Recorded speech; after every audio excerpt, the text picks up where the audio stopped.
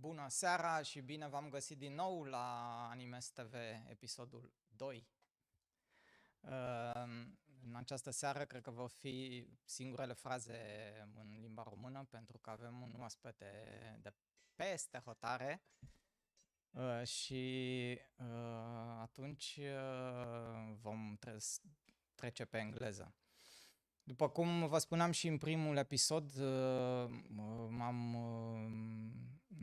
creat acest canal de YouTube al festivalului pentru a vă face cunoscuți oamenii care stau în spatele filmelor de animație de la noi, dar când avem posibilitatea și de peste hotare, filme pe care le-ați văzut în festival, oameni care au fost la București, oameni care poate nu au fost, vom vedea în viitor ce vom avea, dar destul de mult în limba română. And now we will switch to English. Good evening, buenas tardes, buenas noches in Romania, and just very short presentation of our guest. Tonight our guest is a director, it's an animator, it's an illustrator. He did 10 short films. He will correct me later if I'm wrong, and 2 TV series. He won a lot of awards. He was selected to almost all the animation festival in the world, and not only animation festival, he was also in Sundance. We will talk about it later on. But that's it with the presentation, and big applause for our guests from Buenos Aires, Argentina, Juan Pablo Zaramella. Thank you. Welcome, Juan Pablo. How are you? Hi. Fine. Very good. Yeah. How are you? Working a lot in these days. Today is quite a free day in comparison with my previous month, but very good. Yeah. I'm returning to the production, to my short and to my feature. So yeah, we will get there later on. Yeah. Now, as we were talking a bit before, this is not like a master class. It's a conversation. It's a free conversation. It's a I don't know, a very friendly one, a very soft and cozy, and we will talk about music and animation, because that's the name actually of this channel. Excellent. So Juan Pablo, let's start with the beginning. Of course, there are a lot of people that interact with you when you've been in Bucharest, but there are also a lot of people that knows your shorts and didn't have the chance to put you some questions. So don't forget, there is a chat this YouTube live where you can put questions. Okay. So that's the reason that we still insist to do this live and not record it and edit it after all. So in my opinion, it's very important to do. Yes, of course. Perfect. I love it. So I love this. Yeah. So Juan Pablo, let's start with the beginning. How did you enter in animation? How do I enter in animation?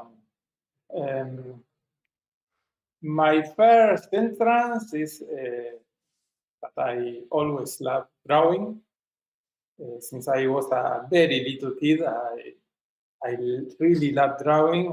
I stayed the whole day drawing in papers, in walls, and everywhere. And I started loving cartoons, television cartoons, and then cinema, movies, feature films, as all of the kids of my generation. We grow up watching Walt Disney films, of course, that were the most popular in this moment, and now they are still now. And then during the adolescence, previous to adolescence, when I was around 8 or 9, I started to be very passionate about comic strips. We have here in Argentina a big, not industry, sorry, a big tradition, exactly. A big tradition of illustrators and comic stripe humorists, people that do humor through comic stripes or cartoons in a magazine page or things like that. Like Kino, for example, is maybe the most popular cartoonist from Argentina. And I was a fan of most of these people, and I wanted to be like them. Then, when I was around 15, I started to be very passionate about cinema. At the same time, I was studying illustration and drawings, and with the plan to be of being a cartoonist. I started to publish my first stripes in magazines, newspapers, and suddenly I thought, why if I mix cinema with illustration and I do animation? I was not extremely passionate about this mix because I love cinema with actors, and I didn't see myself a lot inside animation, but with time I discovered stop motion. I decided to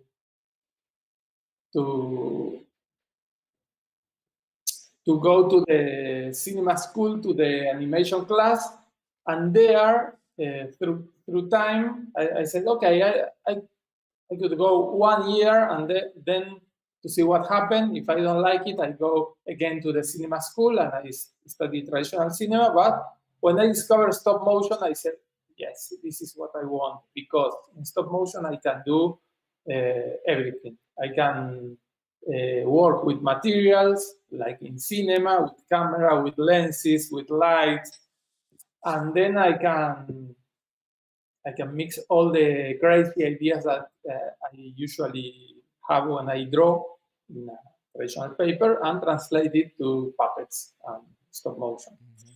It's basically my way to animation. Nice. To animation, yeah. Nice, and actually you discovered the stop motion in cinema, not on TV.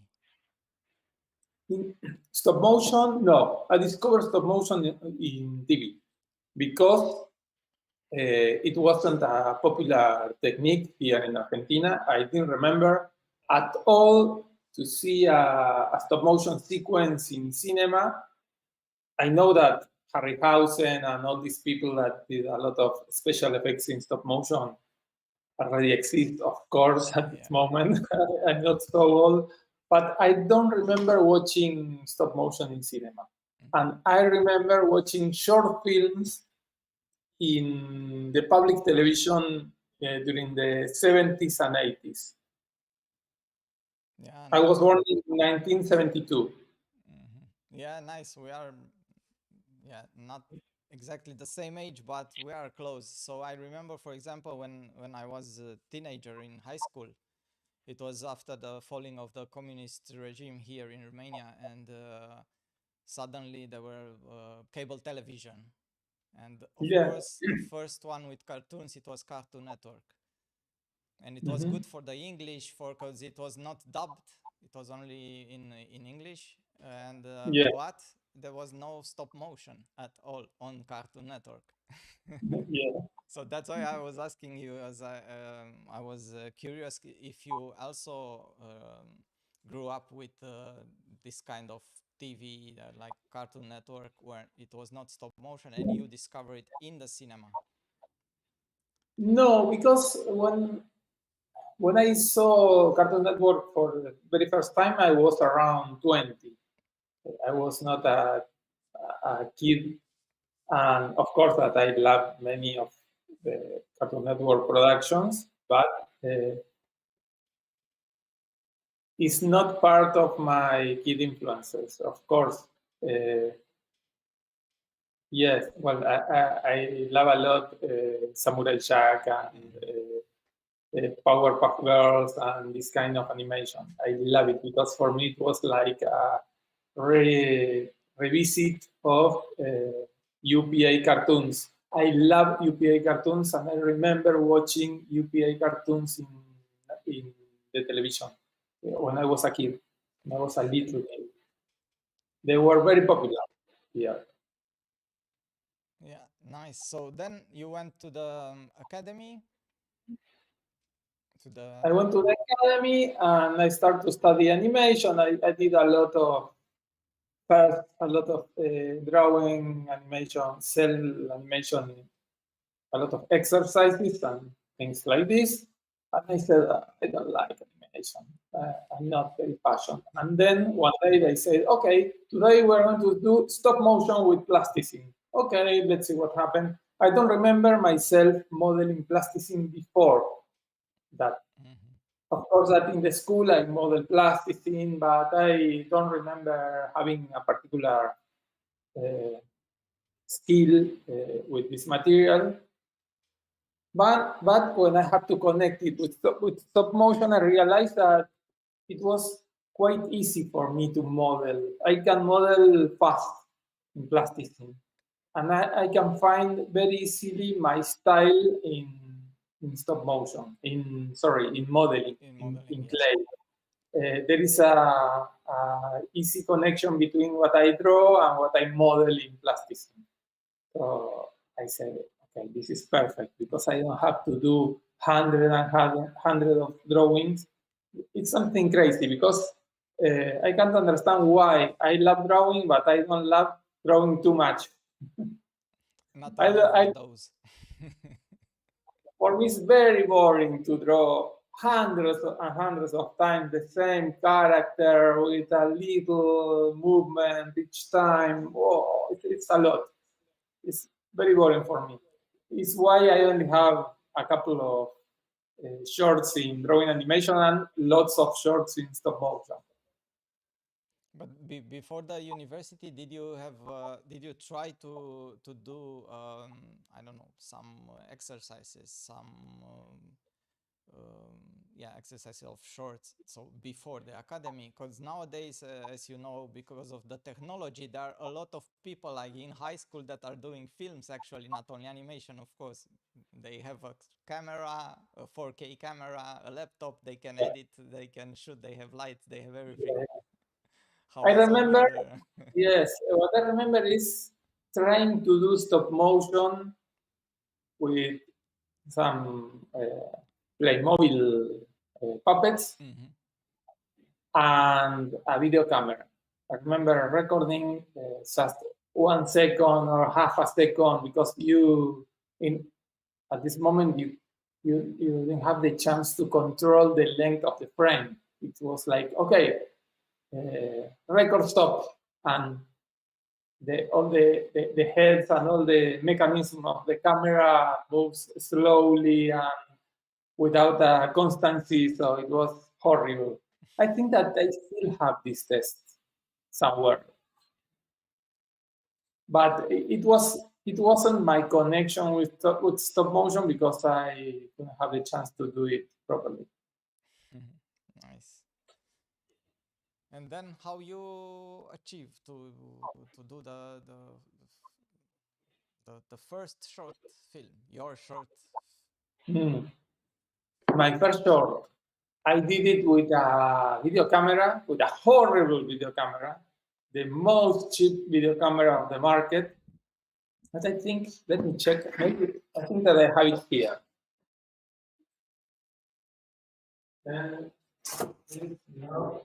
Yes. Look at this. Look at the back. Nice. This is where I saved my fortune. It's a safe. Yes, I only saved things like this. Look at this camera. This is a hybrid camera between Digital 8, and between High 8, that it was an analogic format, and digital tape. So it records digitally, but with SD video. It was a very low resolution video. With this camera, I did my first short that is The Challenge to Death. Nice. It was recorded with this horrible camera. In fact, the second short was also recorded with this camera. That is the Globe. It's a pixelation film. Nice. And I use, for capture the frames, I used a function in Premiere. In this moment, Premiere had a function called stop motion that allows you to shoot one frame and to see 2 frames back. It was something. It was the beginning of digital stop motion in some way. Cool. And one question before you shoot the first film, before your first shot. Did you have a list, or they said, okay, I'm going to do my first film, but here I want to do like Tarkovsky, or like do you have a couple of directors that influenced you, not necessarily from animation in general? Yeah. Let me think about that. I think that I thought a lot in this moment in Monty Python. When I did my first film, I was, in this moment, I remember I have access to the TV series of the Monty Python Flying Circus, and I love them.